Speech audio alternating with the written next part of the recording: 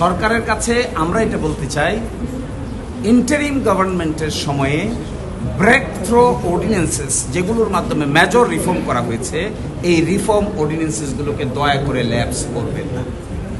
দয়া করে এই অর্ডিন্যান্সেসগুলো, বিশেষ করে গুম প্রতিরোধ প্রতিকার অর্ডিন্যান্স, মানবাধিকার কমিশন অর্ডিন্যান্স, বিচার বিভাগীয় সচিবালয়কে পৃথক করার অর্ডিন্যান্স, বিচারক নিয়োগ দেওয়ার অর্ডিন্যান্স, গণভোট অর্ডিন্যান্স এবং ব্যাংক রেজলিউশন অর্ডিন্যান্স, এই অর্ডিন্যান্সগুলোকে যদি দুর্নীতি দমন কমিশন অর্ডিন্যান্স, এই অর্ডিন্যান্সগুলোকে যদি আপনারা কোনো কারণে বাতিল করেন, তাহলে রিফর্ম আকারে রাষ্ট্রকে হাজির করার যে স্বপ্ন তৈরি হয়েছিল এটাকে কিল হয়ে যাবে।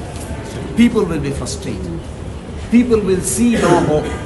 We need hope.